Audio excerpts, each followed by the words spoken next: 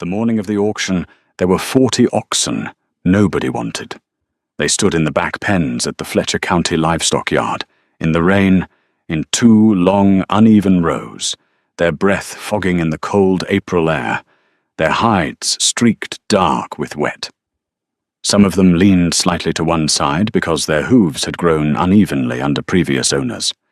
Some had old yoke scars worn into the tops of their necks. A few were so quiet they seemed almost to be sleeping standing up. The auctioneer had tried to move them in the first hour, then in the second.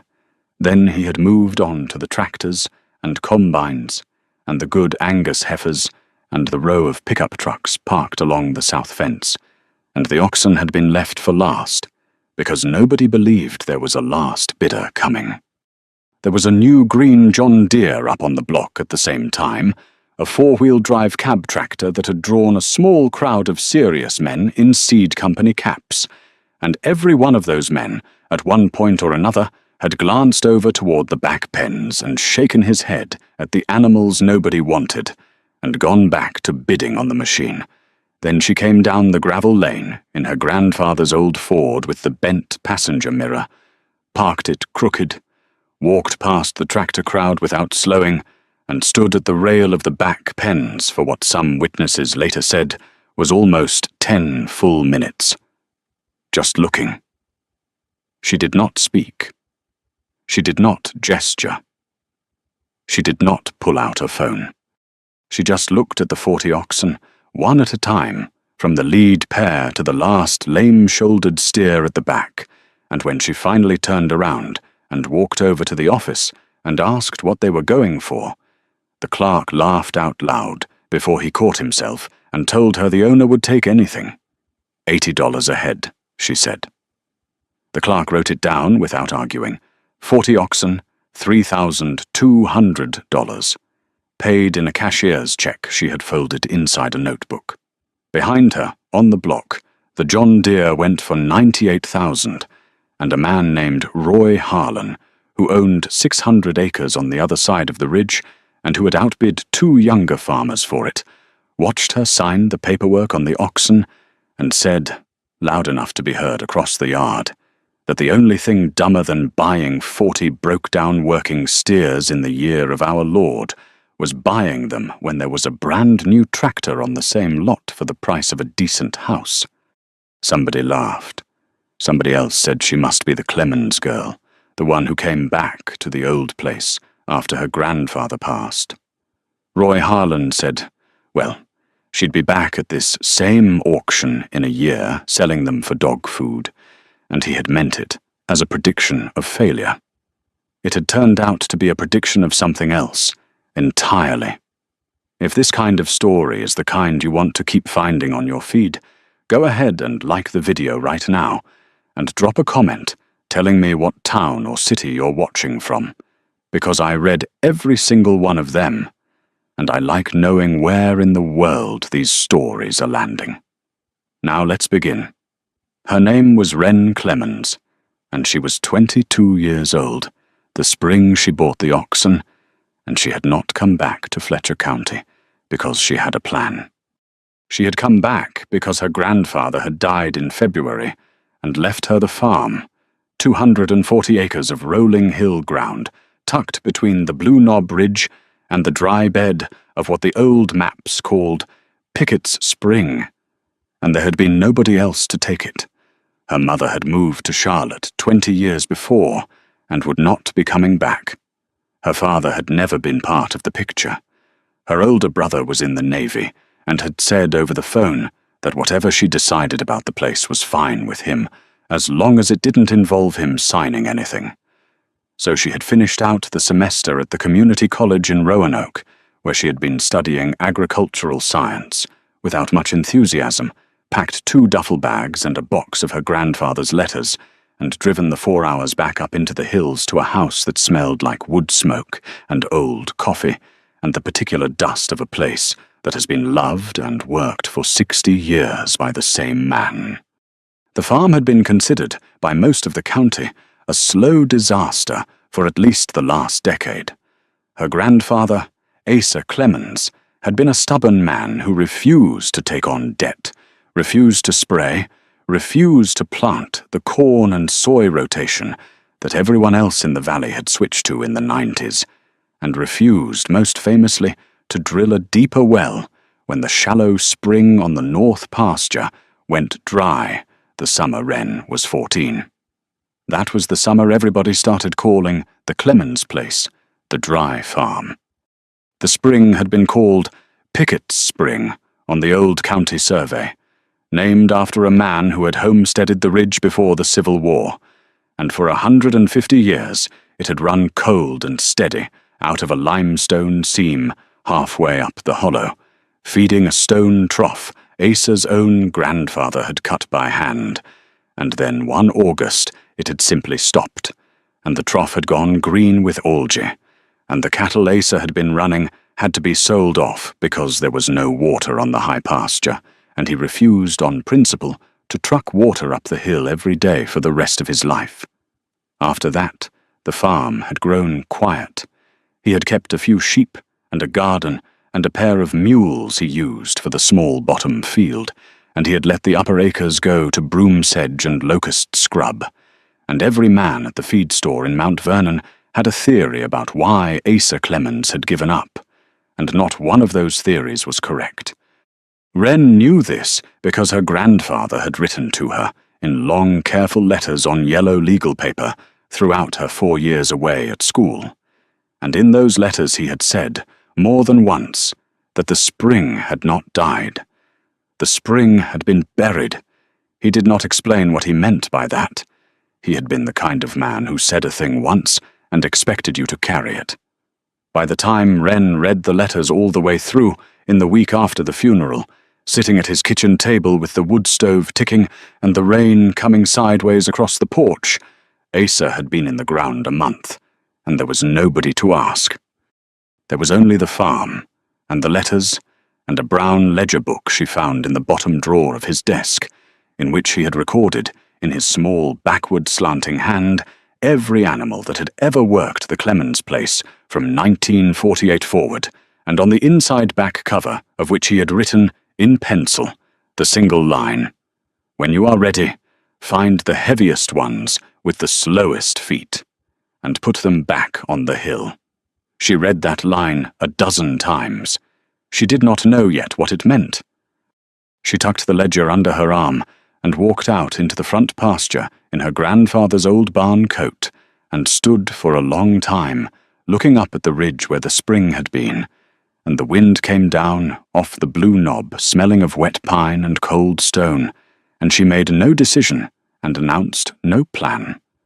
But something in her had settled, the way a stone settles into a creek bed after the spring flood, and 3 weeks later she drove down to the Fletcher County livestock yard because she had heard, from the man at the post office, that a hauler from Tennessee was bringing in a string of broken-down working oxen that nobody was going to buy.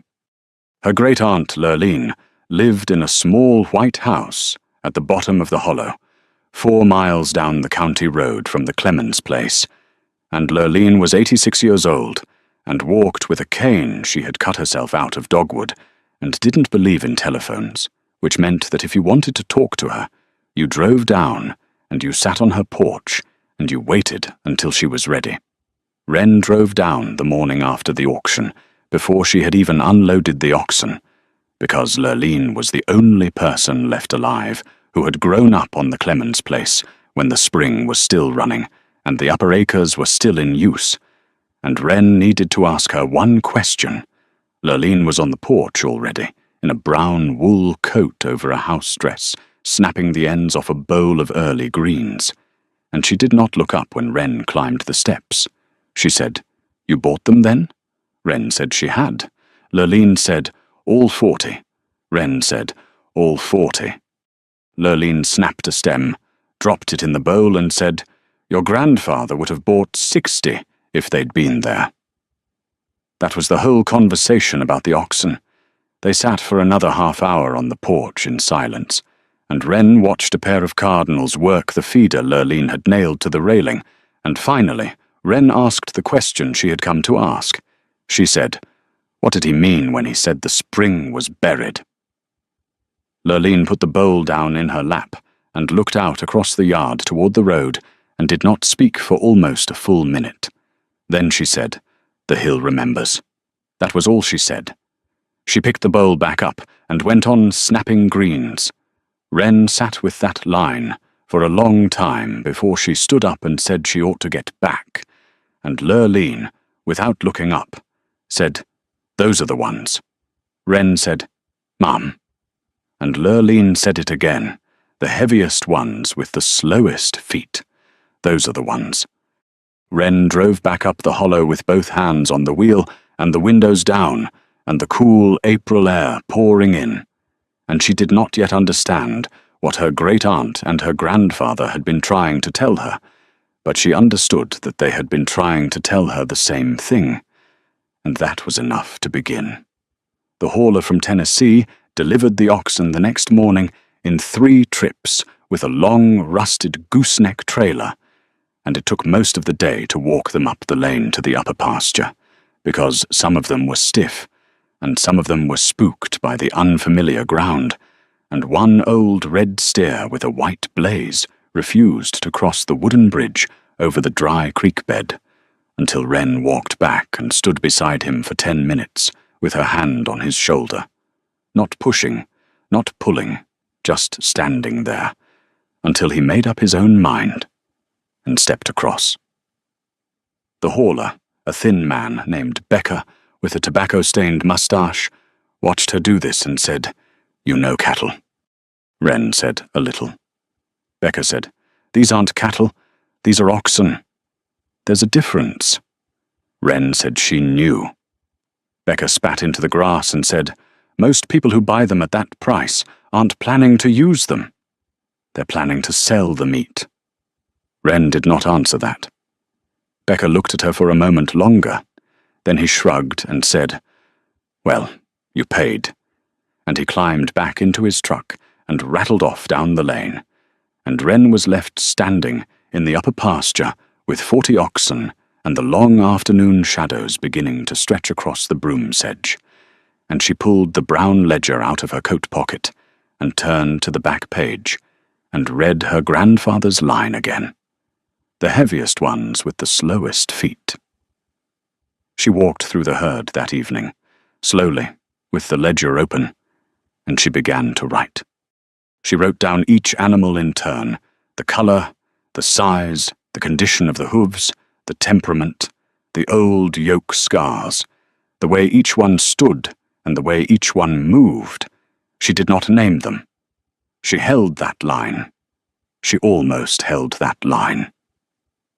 By the time she got to the old red steer with the white blaze, the one who had decided for himself about the bridge, she had written down Pickett next to his number, and she did not cross it out. The rest she left unnamed for the time being. It took her 4 hours to get through all 40, and the light was almost gone when she finished, and the oxen had begun to settle into small groups in the corners of the pasture, the way working animals do when they have been together a long time.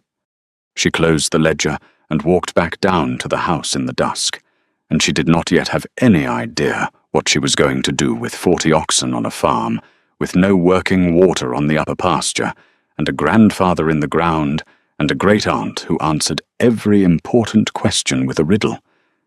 But she had a notebook, and she had a place to start, and she had her grandfather's voice on the inside back cover of the ledger, telling her to put them back on the hill. And so the next morning, before the sun was fully up, she walked back up the lane with a bucket and a curry comb and a small folding stool, and she began. The first thing she did was nothing at all, by the standards of the men down at the feed store in Mount Vernon. She did not put the oxen to work. She did not break the bottom field with them. She did not hire a teamster to come up from Tennessee and show her how to drive a 40-head string. For the first 3 weeks of May, she simply walked them. Every morning, she opened the gate of the upper pasture and let them out onto the old logging trace that ran along the ridge, and she walked at the head of the line with a long hickory switch she never once used, and the 40 oxen followed her at their own pace, single file in the narrow places and clustered loose in the open, and she let them stop where they wanted to stop and graze where they wanted to graze. And at noon she turned them around and walked them back. The men down at the feed store heard about this within a week, because the boy who delivered the propane drove past the lower fence line every Tuesday and reported what he saw. And Roy Harlan, sitting on his usual stool at the counter, said it was the saddest thing he had heard in 20 years. A young woman walking a parade of useless animals up and down a hill for no reason. Somebody asked what she thought she was doing. Roy said she wasn't doing anything. That was the point. She had paid $3,200 to take a walk every morning with 40 animals that ate their own purchase price in hay every 2 weeks. Somebody else said, well, maybe she's training them. Roy said, training them for what? There hadn't been ox-drawn farming in Fletcher County since before the Korean War. There was no market for trained oxen.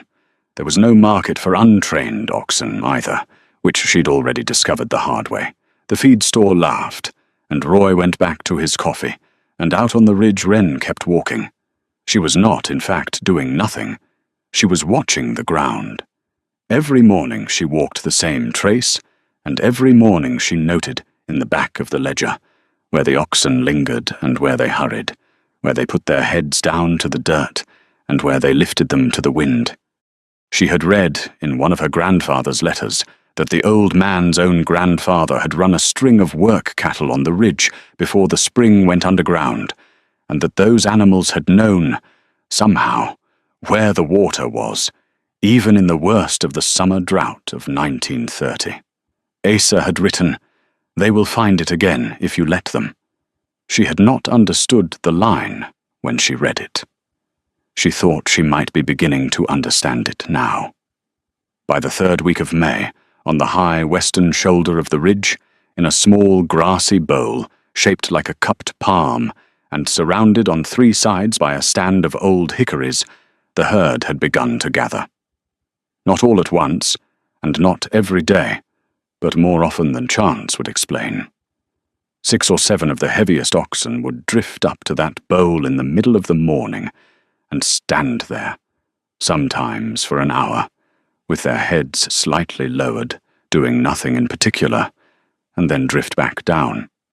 Wren marked the spot on a hand-drawn map in the back of the ledger and put a small star next to it, and she did not yet act on what she suspected, because she had been raised by a man who had taught her, mostly by example, that the worst thing a person could do was act on a suspicion before the evidence had ripened. She kept walking. June came in hot and dry, the way it had been coming in hot and dry for 10 years now in that part of the country, and the broom sedge on the upper acres turned the colour of old straw, and the bottom of the dry creek cracked open into a pattern of broken plates. And still she walked the oxen every morning, and still they gathered, more reliably now, in the hickory bowl. In the 2nd week of June she drove down to Lurleen's again, and sat on the porch and asked, plainly, whether there had ever been a second spring on the ridge, separate from the one in the trough. Lurleen, who was shelling early peas this time, did not look up. She said, "There was the one." Wren said, "Just the one." Lurleen said, "The one had 2 mouths. The upper mouth went first. That was 40 years ago. The lower mouth went, 'The August your mother turned 16. The hill closed itself up. Your grandfather used to say it was waiting." Wren said, "Waiting for what?" Lurleen said, "For somebody to ask it the right way." Then she said, "You want some peas to take home," and the conversation about the spring was over. Wren took the peas. She drove home with the bag on the passenger seat and her mind running ahead of her, and that evening she sat at the kitchen table with the ledger open and the map of the ridge spread out, and her grandfather's letters in a stack beside her, and she stayed up until 2 in the morning reading every page he had ever sent her, and on a single page, dated the November before he died, she found the line she had not noticed the first time through. He had written, "The hill remembers what the men forgot. The heavy feet on the soft places will tell you. Do not dig. Plow." She read it 3 times. She closed the letter. She sat for a long time looking at the kerosene lamp on the table, which she lit some evenings out of habit, even though the electric worked fine, and she said, out loud, "To nobody? All right then." The next morning she drove down to a man named Edgar Pruitt, who lived on the far side of the county, and who was, at 79, the last person in Fletcher County who still owned a single-bottom walking plow built for an ox team. He had it leaning against the back wall of his tobacco barn under a tarp, and it had not been used since 1971. Wren paid him $200 for it, and she paid his grandson, a quiet 16-year-old named Cole, who had been hanging around the doorway watching the transaction, another $40 to help her load it into the bed of the Ford, and on the drive back up the hollow, she stopped twice to make sure it had not shifted, because she had a feeling, which she did not yet articulate to herself, that she was carrying something more important than a piece of old iron. She got it home before noon. She cleaned it that afternoon. She greased the moldboard and the share and the wooden handles, and she sat on the porch with the brown ledger open in her lap, and she began, very carefully, to read about how to yoke a pair of oxen, because she had never in her life put a yoke on an animal, and she was about to put yokes on 40. It took her the rest of June and most of July to get even 6 pairs working together. She did not have a teacher. She had her grandfather's ledger, which contained, in his small backward slanting hand, the rough essentials, and she had a battered Department of Agriculture pamphlet from 1948 that she found in a tin box in the smokehouse, and she had, after the second week, Cole Pruitt, who showed up at the lane one Saturday morning on a bicycle with a sack lunch tied to the handlebars, and said his grandfather had told him she might could use a hand. She asked him what he knew about oxen. He said, "Nothing, Mom." But my grandfather said a person who knew nothing was better than a person who knew the wrong thing. She hired him on the spot for $30 a week and the lunch his grandmother packed every morning, and from then on there were 2 of them in the upper pasture, and the work went a little faster, though faster is not the right word for what they were doing, because what they were doing was teaching 40 animals, 2 at a time, to remember a kind of work that no creature on that hill had been asked to do in 50 years. The yokes she had to build herself, because the ones in the loft of the old barn had dry-rotted past use, and she spent 3 evenings a week down at Lurlene's brother-in-law's woodshop in Mount Vernon, where a man named Otis Lemons let her use his bandsaw and his draw knives in exchange for sweeping the floors, and she shaped the bows out of green hickory she cut from her own ridge, and she carved the beams out of seasoned white oak that had been stacked in Otis's loft since his father's time. The first yoke she made was crooked. The second one was worse. The third one fit a pair of light brindle steers well enough that they walked a 1/4 mile together without fighting it, and that night she wrote in the ledger, "Third yoke, 3rd pair, 28 minutes without resistance," and she underlined the line twice.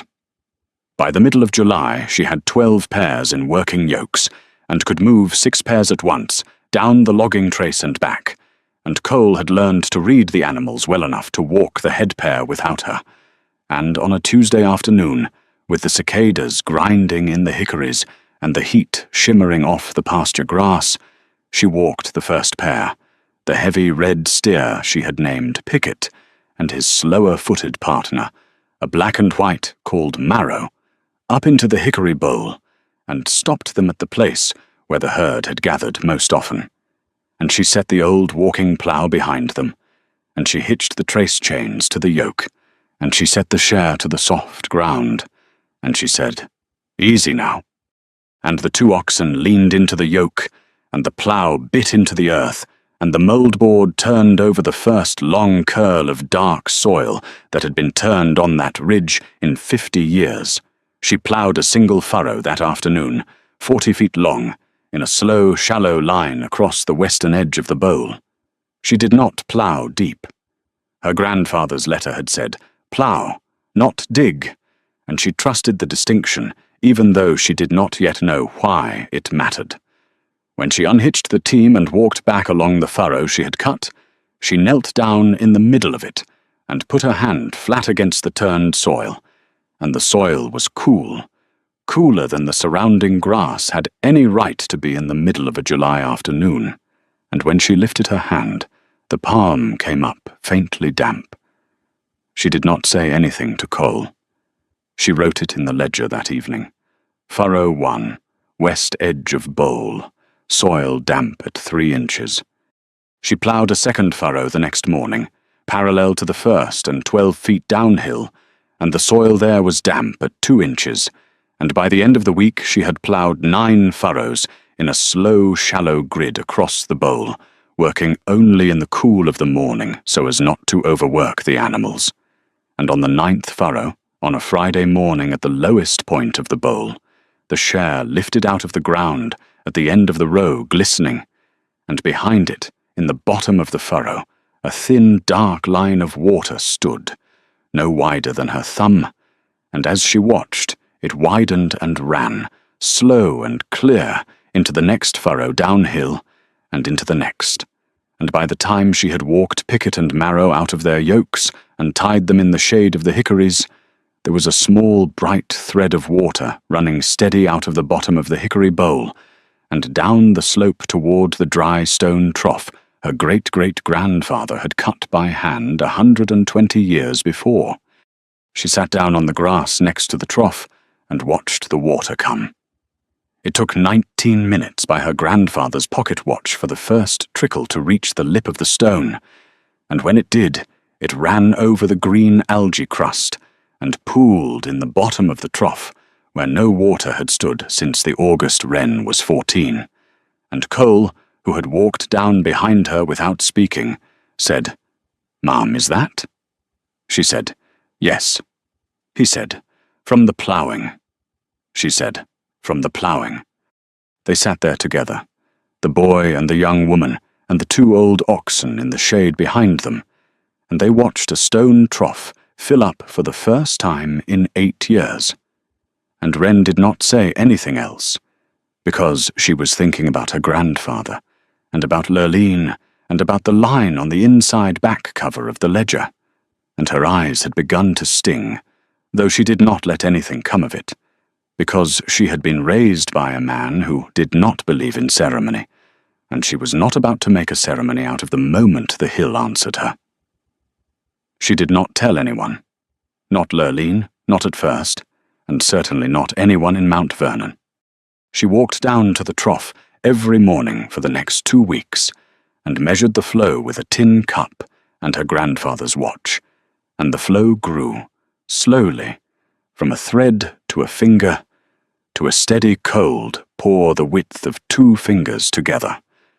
And by the first week of August she had to dig out the overflow channel her great-great-grandfather had cut on the downhill side of the trough, because the water had begun to back up over the lip and run wild down the slope. The hill, it turned out, had remembered exactly. The old channel was still there under the sod, lined with the same flat stones the old man had set in 1903, and when she lifted the sod off them, they were dry and clean and ready, and the water followed them down the slope the way water follows a path it has known all its life, and by the second week of August it was running in a clear, cold ribbon all the way down to the upper edge of the broom-sedge pasture, where her grandfather's old fence line still stood, and beyond that, when she opened a wooden gate that had been wired shut for a decade, the water spread out into the low place at the head of the bottom field and began, slowly, to make a small pond. The oxen drank from it. They drank from it in long, silent rows in the cool of the evening, the heavy ones with the slow feet, and she stood at the fence and watched them and did not say a word. The first person outside the farm to know was Lurleen, who arrived on a Saturday morning in the back of her neighbor's pickup truck because she had decided, without explanation, that it was time.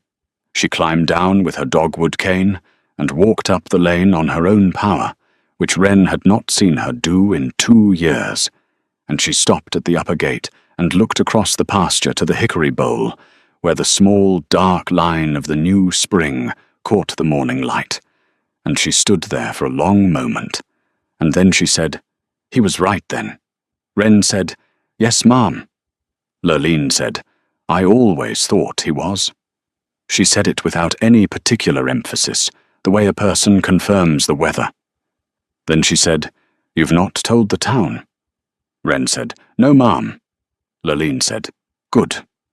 Let them find out the long way." They walked together up to the trough, slowly, because Lurleen would not be hurried, and Lurleen put her hand on the stone and felt the cold water run over her knuckles, and she did not say anything else about it. But on the walk back down, she said, "Your grandfather ploughed this same bowl in 1968 with a pair of mules." Wren said, "Did he find water then?" Lurleen said, "No. He found that mules weren't heavy enough. He wrote it in his book." "Did you not read that part?" Wren said she must have missed it. Lurleen said, "Well, you found it the right way, anyway." She got back into her neighbor's truck and rode home, and she did not visit the farm again until October. But she had said what she had come to say. The town found out the long way, exactly as Lurleen had predicted. It began with the propane boy, who in the 3rd week of August noticed that the broom sedge along Wren's lower fence line had begun, in patches, to green up again, which broom sedge does not do in August in a drought year unless something underneath it has changed, and he mentioned this at the feed store on a Tuesday morning, and Roy Harlan, on his stool at the counter, said the boy must be confusing the Clemens place with somewhere that had rain. Somebody else said no, he'd driven past himself, and the lower pasture did look different. Roy said different how. The somebody else said greener. Roy said that was impossible. The argument went on for most of the morning and was not resolved, because nobody at the feed store was willing to drive up the Clemens lane to look, on account of the general agreement that Wren Clemens was a strange young woman doing a strange thing, and it was better to let her finish failing in private than to be seen taking an interest. So the rumour sat for another 2 weeks, until the first weekend of September, when a man named Hollis Burnett, who ran a small farm-to-table restaurant down in Roanoke, and who happened to be Lurleen's nephew by marriage, drove up to visit his aunt and stopped at the Clemens place on his way back because Lurleen had told him, in her economical way, that he ought to. He spent 2 hours up at the farm.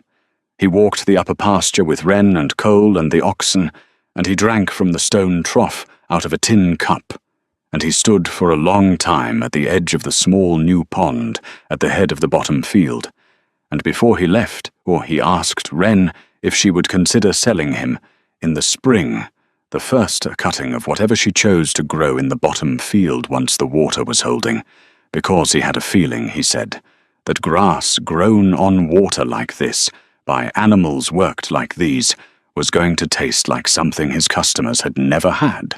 Wren said she would think about it. Hollis said, "You do that?" He left a card on the kitchen table. She did not call him for 6 weeks. October came in cool and wet, the first real rain the county had seen since May, and the new spring in the hickory bowl, which Wren had begun privately to call Pickett's Spring again, because that was its name, ran steadier and stronger with the rain, and by the middle of the month, the small pond at the head of the bottom field had grown into a true pond, an acre and a half of clear, cold water, with a stone lip her grandfather had built in 1962, holding the lower end, and the oxen drank from it morning and evening, and the grass along its edges came in thick and dark green, even as the rest of the county turned brown for the winter. Wren ploughed the bottom field that October, slowly, with 4 pairs of oxen working in rotation, and she turned under the old sod and laid the field bare for the winter. And she did not plant anything yet, because her grandfather's ledger had told her, in an entry from 1955, that ground brought back from drought needs 1 full winter to settle before it will hold a crop. She trusted the ledger. She had reason to. The first time anyone from town drove up the lane on purpose was the last Sunday of October, a cold grey afternoon with the smell of wood smoke on the air, and the truck that came up the lane was Roy Harlan's. He drove slowly, the way a man drives when he is not sure of his welcome, and he parked at the bottom of the yard and got out without slamming the door, and he stood for a moment looking up at the ridge with his hands in his coat pockets. Wren was on the porch with the ledger in her lap. She did not get up. Roy walked up to the bottom of the porch steps and took off his cap and held it in both hands in front of him, which Wren had never in her life seen him do, and he said, "Miss Clemens." She said, "Mr. Harlan." He said, "I heard a thing in town. I came up to see if it was true." She said, "What did you hear?" He said, "That you brought the spring back, with the oxen, with a walking plough." She did not answer right away. She closed the ledger and set it on the porch rail and looked at him for what was probably 10 seconds and felt like longer, and finally she said, "Would you like to see it?" He said, "If you'd allow it, I would." She walked him up the lane, slowly, because the ground was wet, and they did not speak on the way. At the upper gate, she stopped and let him look across the pasture to where the small dark line of water came out of the hickory bowl and ran down the slope to the stone trough, and where the oxen were grazing in loose groups along the fence line, their breath fogging in the cold air, and Roy Harlan stood with his cap still in his hands and said nothing for a long time. Then he said, "I owe you an apology." She said, "No, sir, you don't." He said, "I called you a fool in front of 40 men." She said, "You called me a fool in front of 40 men who already agreed with you. That's not the same as costing me anything." He almost smiled at that. He said, "Even so." She said, "Even so, apology accepted."